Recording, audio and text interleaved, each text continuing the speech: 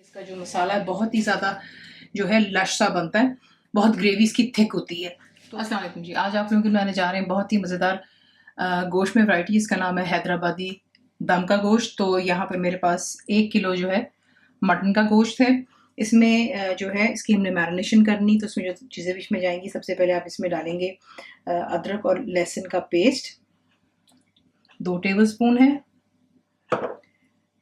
Lemon juice इसमें जाएगा 3 से 4 टेबलस्पून।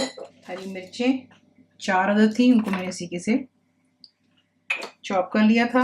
फ्राइड अनियंस जाएंगे बीच में मैरिनेशन में। एक बड़े साइज का प्याज लिया और उसको मैंने जो है फ्राई कर लिया था, और फिर उसको आपको मैंने सिखाया हुआ है, लिंक आपको इंशाल्लाह वीडियो में दे देंगे ताकि आपके लिए आसानी हो जाएगी। तो ये वो हो गया। नमक बीच में जाएगा 1.5 टीस्पून। धनिया पाउडर जो होता है वो आप इसमें डालेंगे 1.5 टेबलस्पून।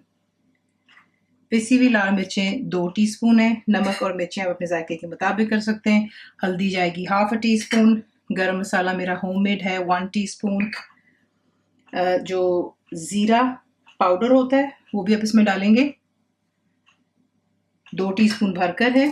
पिसी हुई काली मिर्चें 1 टीस्पून, और खोपरे का बुरादा जो होता है वो इसमें आप डालेंगे तकरीबन 5 से 6 टेबलस्पून भरकर जाते हैं। दही बीच में जाएगी 1 कप जितनी। धनिया इसमें जाएगा तकरीबन 2-3 टेबलस्पून है, और पुदीना जो होता है उसके आप पत्ते ले लें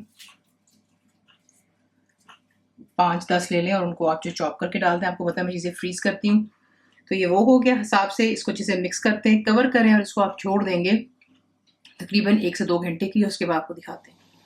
तो अब आपने जो है 2 घंटे की मैरिनेशन के बाद आपकी चॉइस है, आपने इसको तेल में बनाना है या घी में बनाना है, ठीक है। तो मैं इसको यहाँ पे तेल में बना रही हूँ। 3/4 कप इतना तेल है मेरे पास। इसमें आप डालेंगे ग्राइंड किया हुआ प्याज, 2 बड़े साइज के प्याज है। इसे आप इतना फ्राई करेंगे, इसका कलर हमें सुनहरा करना है, और उसको आपको दिखाते हैं नेक्स्ट। जैसे प्याज आप देखेंगे बादामी कलर हो गया है, इसमें अब आप ऐड करेंगे जो कि हमारा मैरिनेटेड गोश्त है। तमाम को बीच में ऐड कीजिएगा, कोई चीज़ भी आपने जो है बीच में नहीं आने देनी बोल में, क्योंकि तमाम मसाले जो है इसी में हैं, ठीक है। इसको डालें हाई फ्लेम पर। यहाँ पे गोश्त को हम तकरीबन 8 से 10 मिनट के लिए इसी तेल में इसको फ्राई करेंगे, और इसके बाद इसकी कुकिंग किस तरह होती है आपको वो दिखाते हैं।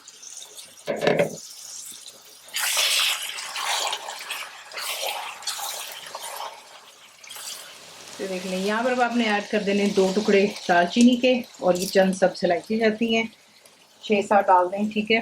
इसको दोबारा थोड़ा मिक्स कर लेते हैं।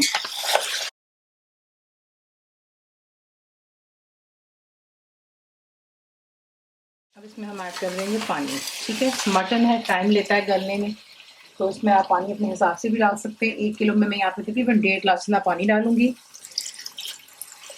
वही बोल जिसमें मैंने